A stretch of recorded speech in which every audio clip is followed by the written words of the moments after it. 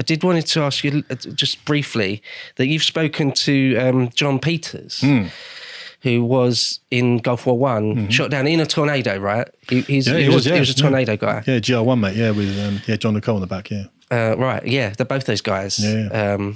And so wasn't killed, was captured alive, and was sort of terribly sort of paraded for propaganda purposes on the TV and things. But I know it's maybe a little bit of a tough question, but you must have seen that was possibly one of the worst case scenarios for you, that something like that could have been in your future. That is sort of one of the worst case things, right? Like a special forces guy. Yeah. They know there's a possibility. It's working behind enemy lines. You're behind enemy lines. Yeah. Right? That is, again, other than death, that's sort of the worst case scenario. And it's something, do the RAF give you, I assume they do, but I don't know. Do they give you training about all sorts of training about what you're supposed to do in that sort of situation? Yeah, they do. Yeah, it's a special forces guys as well. It's a fate worse than death, isn't it? All right. It's they give you resistance to R2I, resistance to interrogation training.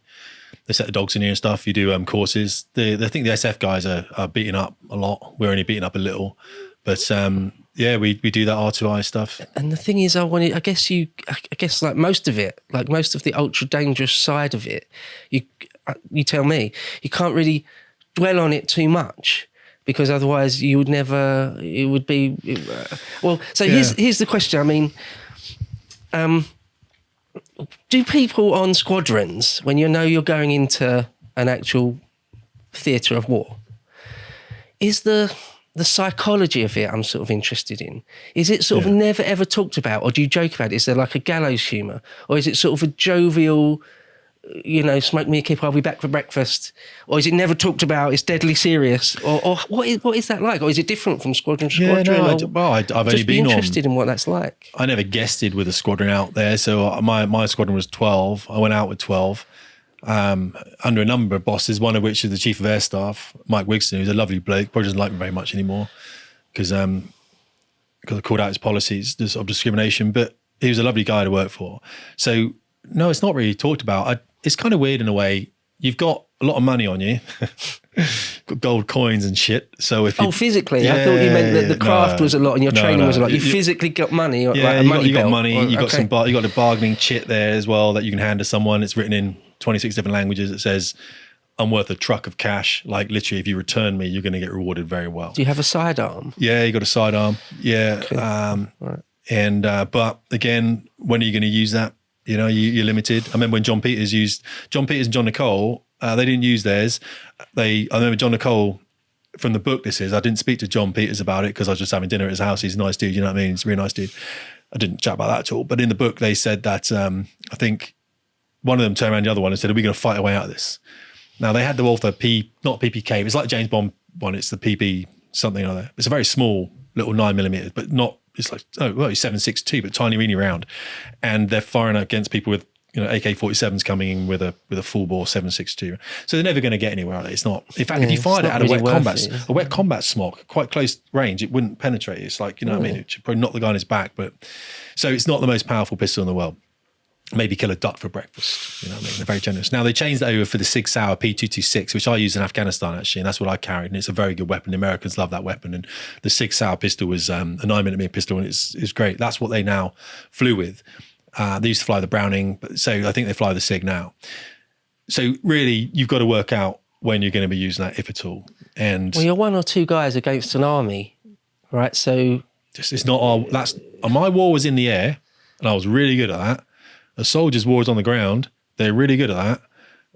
Yeah, there's a lot to be said with compliance. When the Iraqi army took the pistols off John Peters and John Nicole, they fired them in the air, and after the first shot, I think one of them jammed anyway. Bloody hell. You're just turbo fucked. So if you're on the ground, try and get yourself away from the main threat area. It's pretty good to be away from the burning jet. That's a great place to look, isn't it, for soldiers? So try and move away from that. But yeah, they do. You've the first few minutes, first few hours, first few days are critical of escape and evasion. And also the great thing, what the military teaches you when you do the escape and evasion courses, the resistance to interrogation, everything else that goes with it, you're running around. I think I did mine with the Royal Navy down in the New Forest somewhere, and it was raining, it was horrible, and you're out there for a week. and you think this is miserable. When we get caught, it's going to be all right. We'll be in nice warm buildings.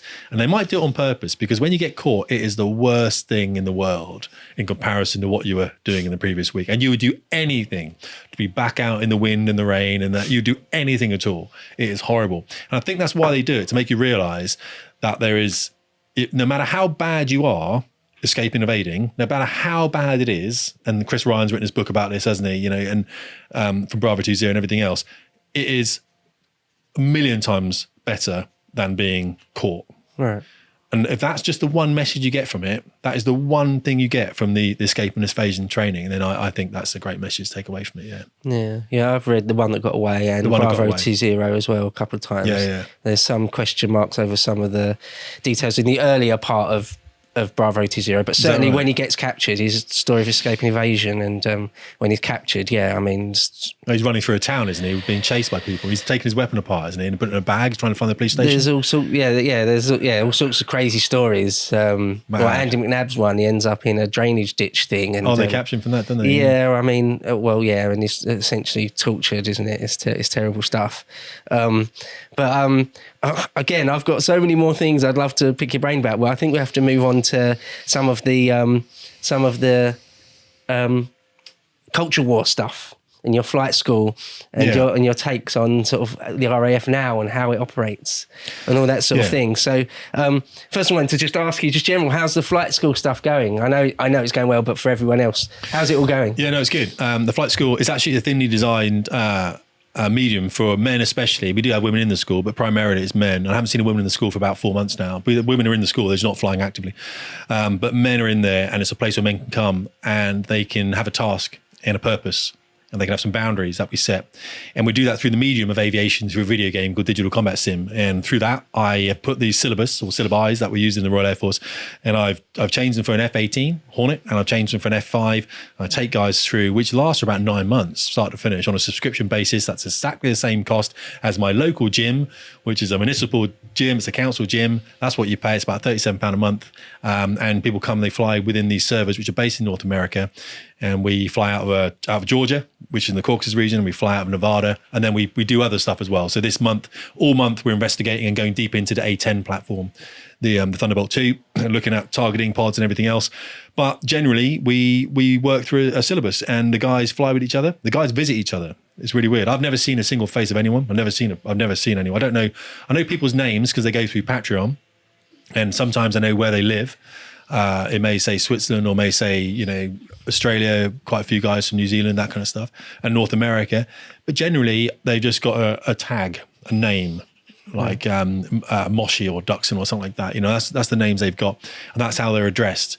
I don't know how old they are. I don't know what jobs they do unless they come and speak to me.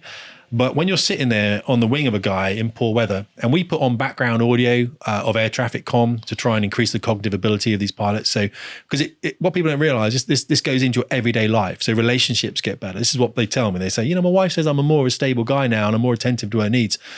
The school is about that. One of the things I don't see, and when we get onto culture wars, we can talk about the fragmentation of what it means to be traditionally British or English or whatever it might be. I just don't see as much men being or helping or leading men as maybe we used to, or maybe that's probably wrong. I just don't see it. So my school is really for that.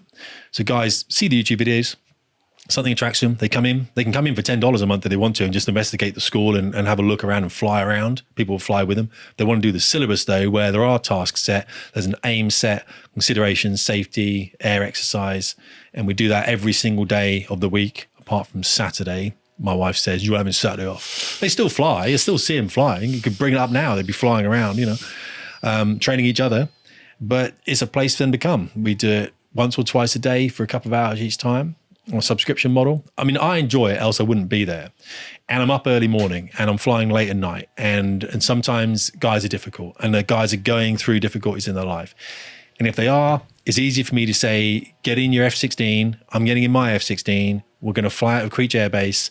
We'll do some formation work together on the way to the range, and you'll talk to me about the problem that you're having with your kid's education or your wife's job. We'll do it whilst we're airborne.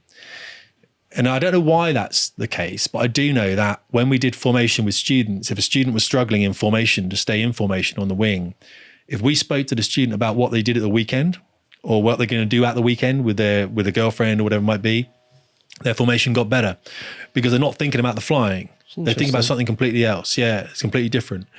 And I think that makes a massive effect. I don't know whether men have an outlet necessarily anymore. Or here's the thing, if men do have an outlet, they're probably chastised for it. If they're, I mean, crikey, God forbid you might be a white man today in the UK. I mean, I don't know why they don't lock us all up. It's not like we built everything, by the way. And don't get me started on that, because Simon Webb did that thing recently, didn't he? I was like, Simon, mate, chill out. You know what I mean? You might be an old boy. The rest of us are going to get stick for this, mate. You know what I mean? To watch the full video, please become a premium member at lotuseaters.com.